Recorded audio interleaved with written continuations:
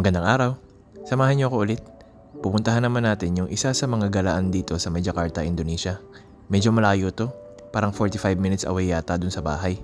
Kaya sinimulan na natin kaagad bumiyahe. Nang bumiyahe, at bumiyahe pa ulit. Ginamit natin yung Gojek dito. Hanggang sa nakarating na tayo sa Panjoran Peak. Also known as Panjoran Chinatown Peak. Kung tutuusin lang, karamihan sa mga bansa talagang merong Chinatown. At kilala rin yung lugar na to sa mga masasarap na pagkain.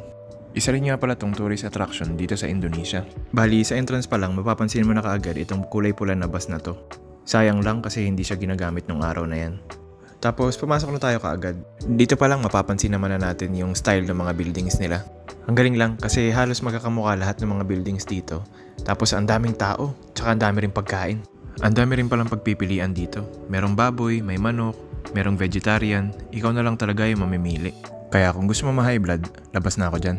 Yung mga bagay pala na nakaagaw ng pansin ko dito ay yung statue ni Guan Yu, also known as Guan Sheng Dijun or Divine Ruler Guan. Meron nga rin palang sariling temple dito si Chai Shenye. Ayos akala mo tropa ko lang kung mabanggit ko yung pangalan niya. Also known sa mga Chinese as Zhao Gongming, Bigan, at God of Wealth. Meron din palang statue dito si Buday, also known as the Happy Buddha. Ang ibig sabihin pala sa Chinese folklore ng Buday ay cloth sack, kaya na lamang ang dala-dala ng Buddha na ito. Tapos pag naglakad ka pa ng konti dito, makikita mo yung statue of Guan Yin. Si Guan Yin nga pala ay isang bodhisattva of compassion and mercy. Sa likod ng statue of Guan Yin, makikita natin yung napakagandang pagoda. Sa sobrang ganda na wala yung pagoda ko mga ante. Sinisimbolize pala nito ay heightened awareness and perception, pati na rin wisdom, peace at harmony. Nakakaagaw pansin rin pala itong mga Chinese wall paintings dito. Halos sa bawat kanto may makikita kang something na ganito. Iba't iba yung dinedepict, tapos iba't iba yung style. Napansin ko lang rin na medyo symmetrical yung pagkakapinta sa mga to.